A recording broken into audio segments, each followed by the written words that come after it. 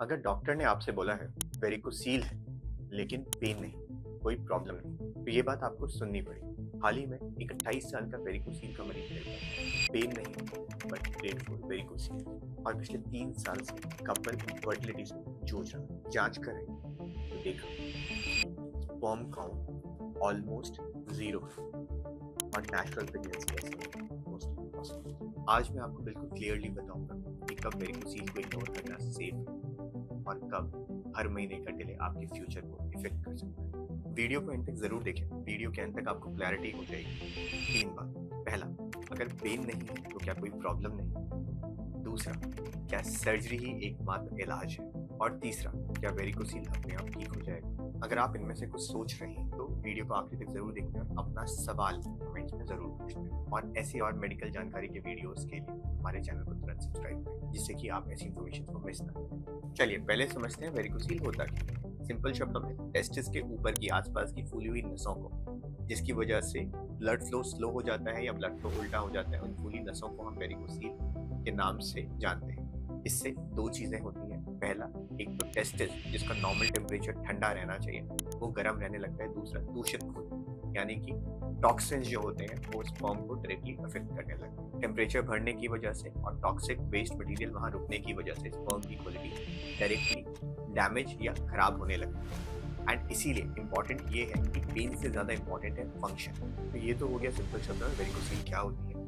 अगला सवाल ये आता है कि वेरिकोसील को कब इग्नोर करना सेफ है। चलिए मान लेते हैं कोई 22-23 साल का बच्चा है, यंग मेल है, जिसको वेरिकोसील है, फूली नसें दिखाई देती हैं, लेकिन सीमेन एनालिसिस एब्सोल्युटली नॉर्मल है, पेन फ्री है, उसकी डे टू डे की लाइफ जो है उस पर कोई भी इफेक्ट नहीं आ रहा है वेरिकोसील। ऐसे मरीजों को शादी का कोई डिसेंट प्लान नहीं है। ऐसे लोगों में वेरिकोसील के लिए हम वेट कर सकते हैं, लेकिन एक बात बहुत जरूरी है, वो है ऑब्जर्व करना। क्या ऑब्जर्व करना है? रेगुलर सीमेन एनालिसिस कराना है, 6 महीने में एक बार सीमेन एनालिसिस कराना है। रेगुलर टेस्टिस का साइज चेक करना है। अगर कहीं पे भी डाउट होता है कि भाई टेस्टिस का साइज छोटा हो रहा है तो री इवेलुएट कराना है, या सीमेन एनालिसिस की रिपोर्ट चेंज होती है तो री इवेलुएट कराना है। इसमें समझना ये जरूरी है कि आपको ऑब्जर्व करना है, इग्नोर नहीं। ऑब्जर्व करने का मतलब इग्नोर करना नहीं होता है। कभी भी थोड़ी भी प्रॉब्लम बढ़ती लगे तो तुरंत ही डॉक्टर से कंसल्ट करना है और बीमारी का इलाज करना है। पर ये जानना उससे भी ज्यादा जरूरी है कि कब बीमारी का इलाज कराना अनिवार्य है, इम्पोर्टेंट है, और कब और वेट नहीं कर सकते। इसके लिए जानना है 3 रेड फ्लैग। क्या है 3 रेड फ्लैग? पहला, रिपोर्ट्स गिर रही है। दूसरा, प्रेगनेंसी डिले हो रही है, प्रेगनेंसी नहीं हो रही है। तीसरा, आईवीएफ कर रही है बट कोई रिजल्ट नहीं मिल रहा है।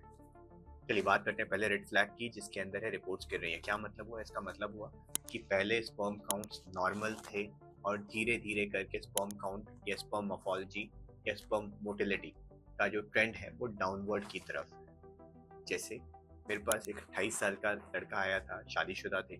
इनकी 3 साल पहले की जो स्पर्म एनालिसिस थी उसके अंदर स्पर्म कंसंट्रेशन कुछ 60 मिलियन का था, लेकिन जो रीसेंट स्पर्म एनालिसिस की रिपोर्ट आई उसके अंदर ये घट के सिर्फ 12 मिलियन का रह गया। तो ऐसे लोगों को वेट नहीं करना है। दूसरा रेड फ्लैग, प्रेगनेंसी डिले। शादी को 6 से 12 महीने हो चुके हैं, रेगुलर ट्राई कर रहे हैं, बच्चा नहीं हो रहा है, स्पर्म एनालिसिस में स्पर्म काउंट कम है और आपको वेरिकोसील है।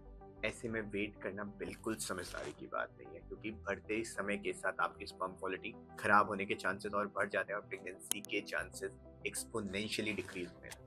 और बहुत डिले किया तो कभी कभी टेस्टिस भी परमानेंटली डैमेज हो जाती है, जिसमें वेरिकोसील एम्बोलाइजेशन के बाद में भी शायद कोई आराम नहीं। तीसरा, जिसको अक्सर हम मिस कर देते हैं, आईवीएफ चल रहा है, लाखों खर्च हो रहे हैं, लेकिन प्रेगनेंसी नहीं हो रही है, क्योंकि हम बच्चा तो चाहते हैं लेकिन रूट कॉज को ना तो एनालाइज कर रहे हैं, ना एड्रेस कर रहे हैं और ना ही ट्रीट कर रहे हैं। आईवीएफ के केस में अगर मेल इनफर्टिलिटी है और आपको वेरिकोसील है तो ऐसे में वेरिकोसील को ट्रीट कराना है। स्पर्म काउंट अपने आप इंप्रूव नहीं होने जा रहा है, आपको उसको ट्रीट कराना जरूरी है। हो सकता है ट्रीटमेंट के बाद आईवीएफ की सक्सेस के रेट तो बढ़ते ही हैं, बट बहुत बार ऐसा भी देखा गया है कि मरीजों को नेचुरल प्रेगनेंसी में भी काफी हेल्प करती है।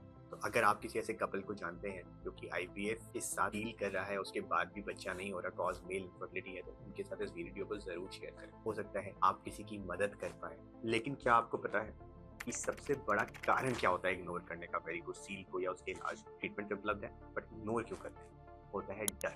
हमने एनालिसिस किया अपने मरीजों का, करीब करीब 500 से 1000 मरीजों से हमने क्वेश्चनर किया, तो हमें पता लगा कि ट्रीटमेंट नहीं कराने का सबसे मुख्य कारण था उनका डर सर्जरी के ही हॉस्पिटल में एडमिट होंगे, एक चीरा लगेगा, पूरी मेजर सर्जरी होगी, बेहोश किया जाएगा, कॉम्प्लिकेशंस का डर है। इस डर से उन्होंने ना तो डॉक्टर को दिखाया, और जिन्होंने डॉक्टर को दिखाया भी उन्होंने अगली विजिट को मिस कर दिया। लेकिन हम 2026 में बैठे, ऐसे में आज के समय में बहुत सारे non invasive, minimally invasive options उपलब्ध हैं, जिसमें ना तो आपको हॉस्पिटल एडमिशन की जरूरत पड़ती है, मेरा मतलब है कि लंबे हॉस्पिटल एडमिशन की जरूरत नहीं होती, ना कोई चीरा लगता है और ना एनेस्थीसिया की जरूरत है। और इस विधि को हम बोलते हैं एम्बुलाइजेशन। एम्बुलाइजेशन वर्सेस सर्जरी के बारे में जानने के लिए हमारे इस वाले वीडियो को देखिएगा, आपको सारी क्लैरिटी मिल जाएगी कि कब सर्जरी करनी है, कब एम्बुलाइजेशन करना है, और एम्बुलाइजेशन के क्या फायदे और क्या नुकसान है, तो शायद आपको मदद करें एक सही डिसीजन लेने में, और शायद हो सकता है आप उस डर से बाहर आ पाए, क्योंकि डर सॉल्यूशन नहीं है। सॉल्यूशन है प्रॉब्लम को फेस करना और उसको ट्रीट करना। आखिरी में मैं आपको सिंपल से एक फॉर्मूला दूंगा, आप चाहें तो इस वीडियो का, इस फ्रेम का एक स्क्रीनशॉट ले सकते हैं। सिंपल रूल है, रिपोर्ट अगर डिक्रीजिंग ट्रेंड में है तो ऑब्जर्व नहीं करना है। अगर रिपोर्ट्स नॉर्मल हैं, सेम है, तो आप ऑब्जर्व कर सकते हैं, कोई पैनिक बटन दबाने की ज़रूरत नहीं। तो इम्पॉर्टेंट ये है कि आप डिसीजन जो है वो फेयर से ना लीजिए, आप फैक्ट से लीजिए। गूगल बाबा से नहीं पूछना है, डेटा को फॉलो करें। और अगर वीडियो अच्छा लगा हो तो लाइक करिएगा, चैनल को सब्सक्राइब करिए, और हो सके तो उन लोगों के साथ शेयर करिए जो इस बीमारी से पीड़ित हैं और आज भी डर रहे हैं कि अगर डॉक्टर के पास गए तो सिर्फ सर्जरी ही बोले। धन्यवाद।